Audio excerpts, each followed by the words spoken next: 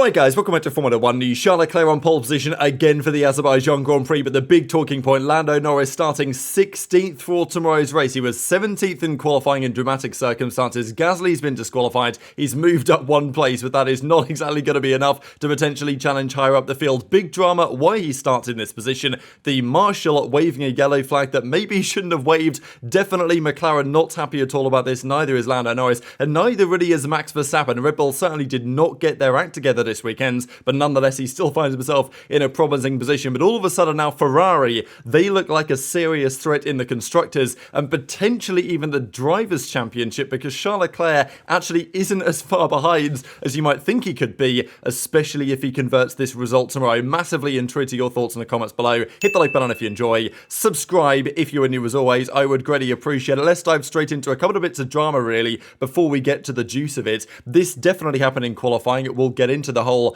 Colapinto performance today, as with another rookie, Ollie Bearman, as well. This, though, was very interesting from Helmut Marko. Just yesterday, Marko literally said, yeah, Max will consider the Aston Martin move. He'll be pretty tempted by it. So that's never something that Christian Horner would say. But Marko, he just says his mind, doesn't he? And in this case, apparently in Singapore, next weekend in Singapore, we are going to know what's happening with Liam Lawson. He was asked the question, what are you going to do with the second V-carb seat? Like, Tsunoda's in the car. Are you going to give it to Ricciardo again? Is it going to be for Lawson? And Helmut says, we have an idea, which means they've decided. Wait until Singapore. By then, we will have a clear picture.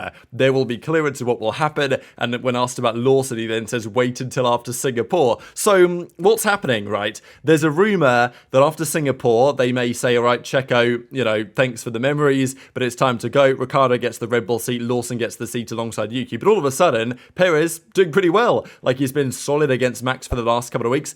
It seems like, at least this is what Perez said, the problems that the RB20 started to have several rounds ago, Perez was suffering with badly. Max could manage it to a point, but now it's so bad that Max is struggling significantly as well. And obviously at Baku, Checo's great. And of course, there's other theories that, well, they really want to have Perez in the car for the Mexican Grand Prix, which is coming up kind of shortly. So there's a rumour anyway that they might say, all right, Checo, you've got the rest of the year, but after that, Ricciardo gets that seat, Lawson gets the RB seat, and well, Helmut Marko certainly seems to be implying that. Also, lots of talk this weekend, of course, on team orders, because we might have been expecting the papaya rules at McLaren to be quite instrumental this weekend. It doesn't necessarily seem like they will be on the performances and the result of today, but it also works the other way around as well, of course, because we haven't really talked about this, because it hasn't really been deemed necessary to discuss, but Red Bull and Christian Horner are making it very clear that, yeah, if Perez is in front of Max, they're going to swap the cars because that's best for the championship, and, they will probably do that tomorrow. Let's be honest, if the time comes, Perez will be getting out the way to give Max an extra couple of points. Let's talk practice real quick. Ocon, Alpine, an absolute disaster class, as always. The car breaks down, and even when the car doesn't break down and it qualifies 13th for Gasly, there's a fuel flow problem. They put too much fuel, basically was pumping at the car at a faster rate than it should have done. Effectively, the Ferrari 2019 engine strategy, shall we say, and got disqualified for that. This, though, was a pretty big moment, and honestly, I'm not going to lie, Ollie Bearman has some Charles Leclerc similarities. Great around Baku, and is a driver that, although he crashed it in the free practice session, he came on the radio saying, I'm such an idiot or something, and I'm like, that's not the line, Ollie. The line is, I am stupid, which is what Charles Leclerc said a few days ago. But he just got a bit too eager into turn one here in the Haas, realised he couldn't make the corner, bailed out, but it was kind of too late to bail out, and he destroyed the front left. But it was still okay, they could get it ready for qualifying again. But Leclerc put it in the wall on the Friday, Bearman puts it in the wall here on the Saturday, but both drivers that are great around Baku, and I didn't really have much doubt that Bearman would bounce back here going into qualifying, and I thought it was very impressive that he was able to, given, this, you'd have thought this would have knocked his confidence right, but it didn't really seem to when qualifying begins. This was the result of the free practice session. It was all so open, right? So wide open. The Mercedes was looking pretty good still. Charles Leclerc is Charles Leclerc at Baku, so that's no surprise. But Norris, the McLaren, looked better. We talked yesterday, the McLaren were having some serious problems. They definitely turned that around today and had a very competitive car towards the end of the qualifying sessions. But Norris was not able to be there to deliver. This is Franco Colapinto, by the way, and what a performance. Yes, he crashed it yesterday, but nonetheless, he is absolutely, unequivocally proven James Vowles' decision to be correct thus far. His performance in quali today was mega, absolutely mega, and he has been closer and pushed Albon closer in the last 2 races than, let's be honest, Sargent did in the last 2 seasons. And it's very impressive to see. And also it makes me really wonder what happens next for Colapinto, because next season he's not getting the drive. It's Albon's sights. That's how it's going to be. But there's only really one drive available left, to be honest, and that's potentially the Audi drive. So, what happens to Colapinto? He's a very charismatic young man as well. His interviews are very entertaining. So I think he's one of those drivers that I'd love to see stay on the grid. Like, genuinely, I wasn't really sure what to expect, but he seems to have some pace, and he's an entertaining character. I'm just not sure where, if anywhere, he's going to land. I think it would be a shame if Colapinto's time, unless he really falls off in the next few rounds, if his time in the sport ends in a few rounds' time, that would be a bit of a shame. So hopefully he keeps it up, and he proves that he deserves a spot somewhere, either next year or potentially the year after as well. This, though, is Norris, out of qualifying in Q1.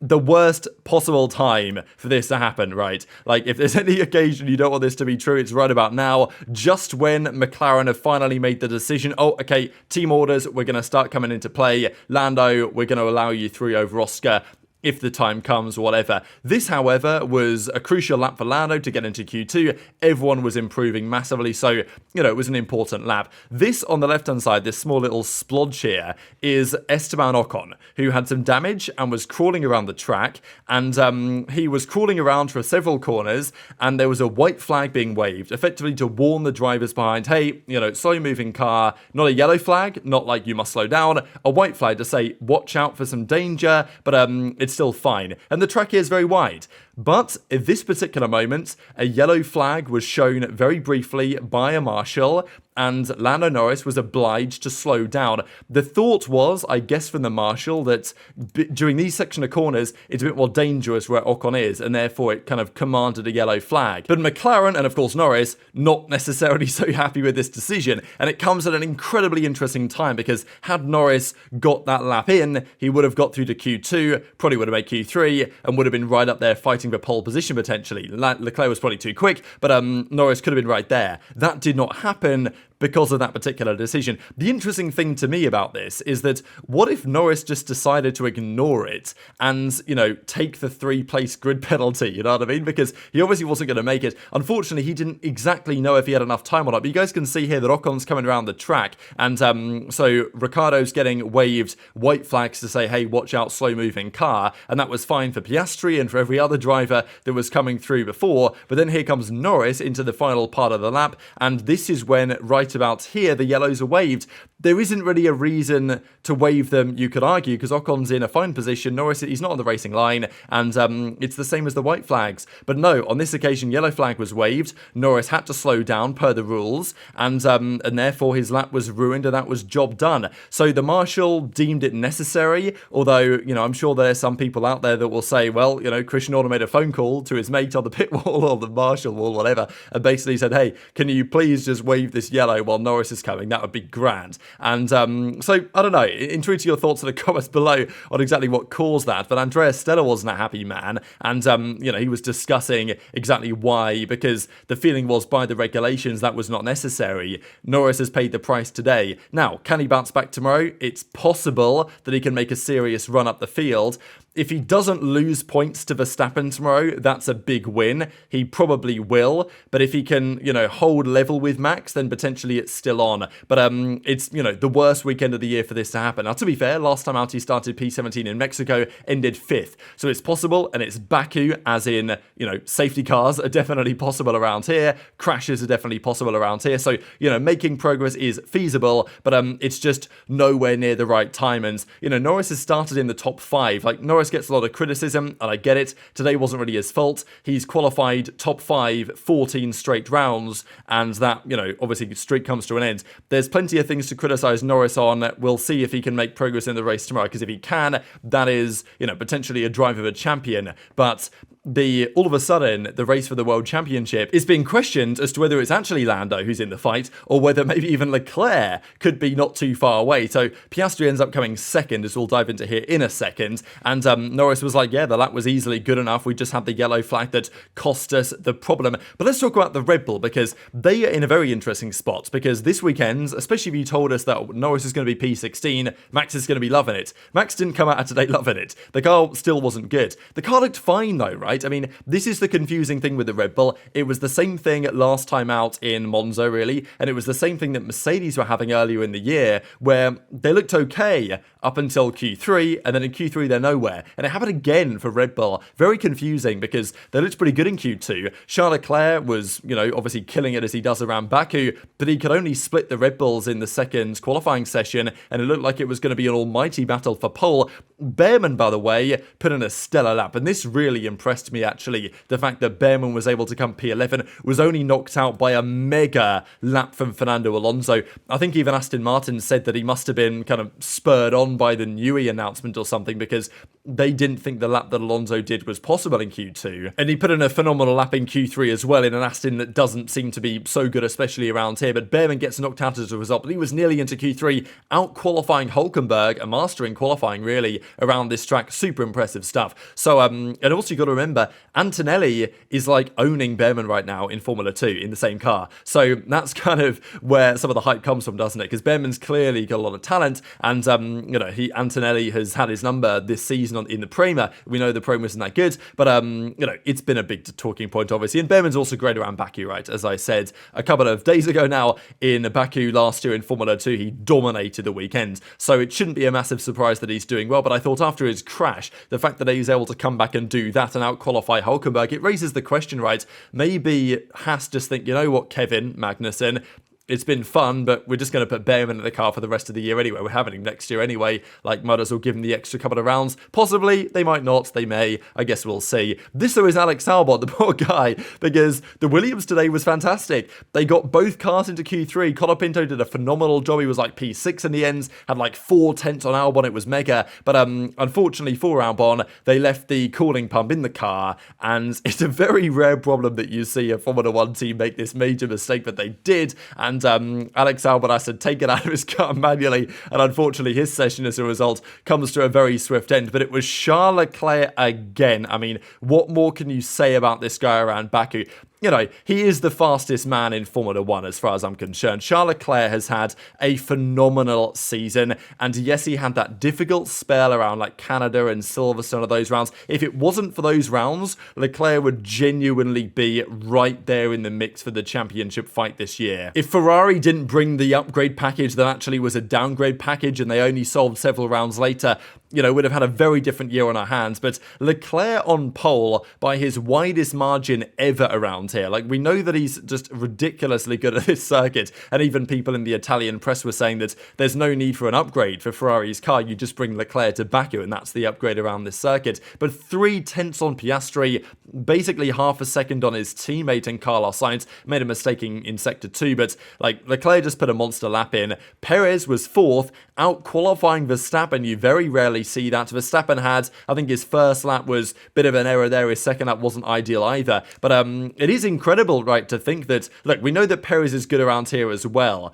But, for Perez to out-qualify Max by a couple of tenths, that is quite something to say, honestly. And Verstappen ending up 6th in the end. Russell and Hamilton, Hamilton again, we'll see in a second, talking about the temperature of the tyres. And that is not a story that is going away. But, look at this grid. Sainz, Perez, Russell, Verstappen, Hamilton, Alonso. Like, that is blockbuster stuff into turn 1 tomorrow. And of course, shout out the Williams drivers and Colapinto getting P9 ahead of his teammate. And that's, the first time that Albon's been out qualified in a very long time as well. So crazy session. Russell got, in the end, I think, a reprimand for this. So, he was failing to slow under yellow flags, and he got a reprimand for it. So it does make you wonder what could have happened. Obviously, in a qualifying session, a bit different. But, what could have happened to Norris had he just ignored the yellows and said, all right, screw you guys, I'm going to go qualify qualify anyway. He would have taken probably some sort of penalty, but better than starting 17th or 16th that he's going to be, because Gasly got disqualified because they exceeded the instantaneous fuel mass flow limit during the session. So Alpine doing Alpine things,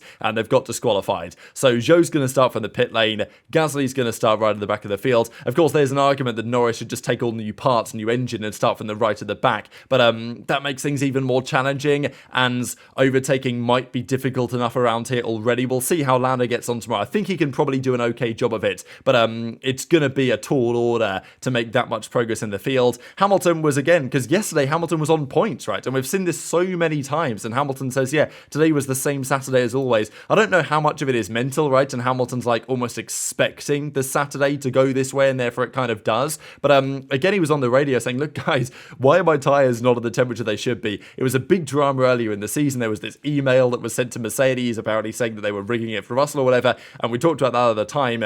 And now it's like, yeah, he says 100% that was the issue. The tyre temps weren't up to scratch. One positive for Hamilton is that over the course of this season he does have, which is very impressive actually for someone in their very late 30s, nearly 40, the fastest reaction time on the grid, equivalent to Piastri and ahead of loads of other young guns. I thought that was actually pretty commendable. Hamilton not happy, but he says, look, whatever, it's another Saturday. And in part, Hamilton's thinking, well, my team next year, they're on pole. So I think Hamilton's kind of accepted that Mercedes clearly don't have a full grasp on this car and why sometimes it's good, sometimes it's not so good. And, I think Hamilton's opinion will have flip-flopped to some degree over the last few rounds as to whether he's made the right call or not. But I think he'll be relatively comfortable going to sleep tonight, Lewis, knowing that, Ferrari, he has made the right decision there, I think. And, maybe we'll see that when he gets next year. But Leclerc is going to be difficult to beat in qualifying next year, especially because Hamilton is currently having struggles there. But Verstappen, of course, he's in an interesting spot too, because he'd love to be celebrating Lando Norris starting at the back of the grid effectively, and him being, P3, P2 or something, fighting for the win tomorrow. But he's P6. Yes, his teammate's probably going to let him through, but Russell and Verstappen, we know that they had a coming together last year, which ended in dramatic consequences in the sprints. And again, Verstappen's like, yeah, we made some changes overnight. The car became unpredictable. It became difficult to drive. And he then went on to say that, we thought that with what we changed would have made it better. So they brought this upgrade in terms of like they rejigged up the floor to make it better.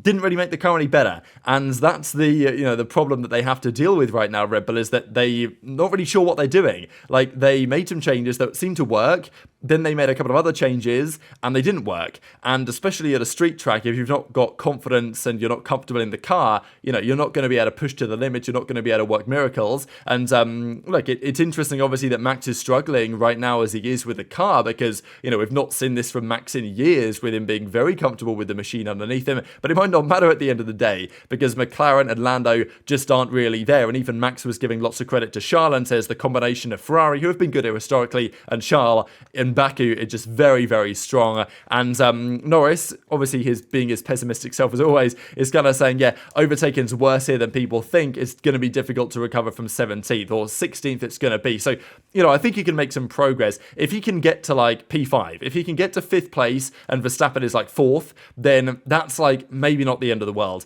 Anything worse than that, it might well just be too little too late to try and make a comeback at that point. And likely Piastri will not be in position to need to get out the way for Norris, but who knows how the race is going to go. It's Baku, it could well be quite chaotic. The point, of course, though, is that Charles Leclerc and Carlos Sainz at Ferrari are not at all far behind. They're like 35, 40 points behind Red Bull in the Constructors. They're only like 30 points or so behind McLaren. So the Constructors fight is absolutely on. And even Jacques Villeneuve today said, hang on a second, Leclerc is actually somehow in this championship fight. He's not that far off Norris in the points, which, when you consider the fact that we still have like 3 sprint races to go, where there are still quite a lot more points on the grabs, it's not impossible, right? It's very unlikely. Lando is at 241, Max is at 303, Charles Leclerc is, 217. So he's a lot of points behind. But if he wins tomorrow and Verstappen doesn't score many points, and Leclerc keeps on winning because he won last weekend, maybe he wins this weekend as well, it's not impossible, is it, right? It's incredibly, incredibly unlikely, and the more likely option is that Lando and Charles, they keep taking points off each other and Max wins anyway. But, it's just very interesting to think about, isn't it? So we talked about this earlier on in the video, very much interesting intrigued to your thoughts on all this stuff in the comment section below. This is briefly during free practice 3 when they had a Williams 1-2. But this is your grid for tomorrow. Obviously, Gasly's been demoted, so everyone else goes up a place, including Norris, up to P16. But what a grid it's going to turn out to be, especially this Sainz, Perez, Russell, Verstappen, Hamilton, Alonso. Like, that's going to be an absolute banger, I'm sure. So very much intrigued to your thoughts in the comments. Hit the like button if you enjoyed. Subscribe if you're new. Take care, and I'll see you next time.